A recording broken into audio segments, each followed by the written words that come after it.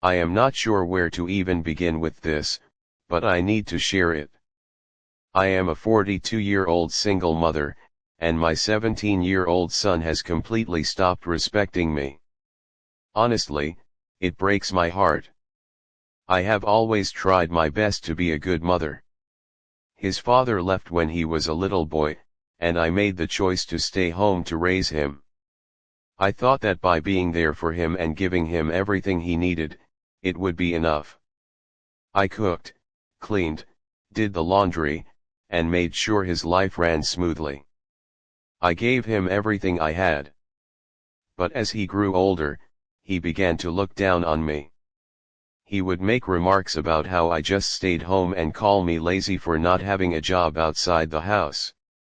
It felt like nothing I did mattered to him anymore.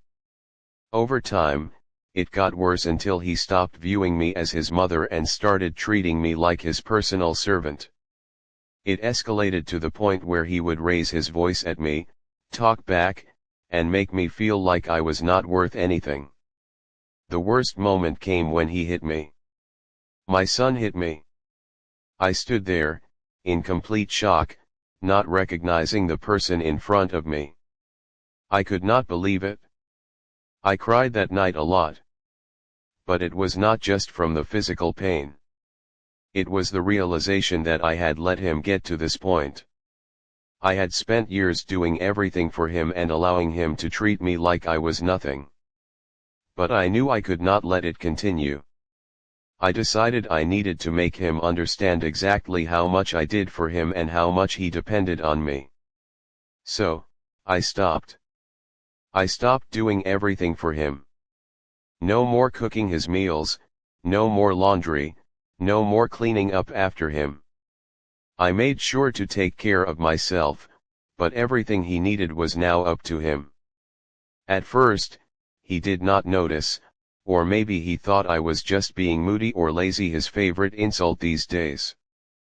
But after a few days of coming home to an empty fridge and realizing he had no clean clothes to wear to school, he started getting frustrated. He demanded I get back to doing my job. I calmly told him, if you cannot respect me, you cannot expect me to do anything for you. He did not take that well. He yelled, called me lazy again, and stormed off. But I stood my ground. The next few days were a disaster for him. He did not know how to cook, so he ended up eating cereal for dinner. His clothes piled up, and he even wore the same outfit to school a couple of times, which embarrassed him. His friends came over, and the house was not spotless like it usually was. The look on his face when they saw the mess was priceless. Eventually, he came to me, not yelling this time, but genuinely frustrated. Mom, why are you not doing anything? You are supposed to take care of the house. That is when I told him everything. I explained how hard I worked every day to ensure his life was easy.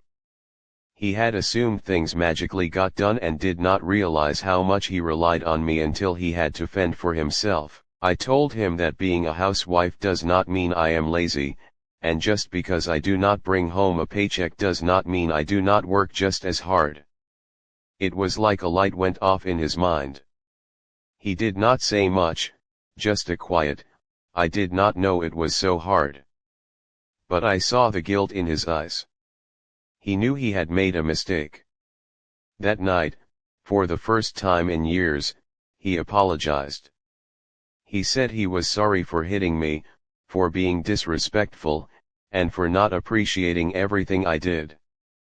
I did not let him off the hook easily, though.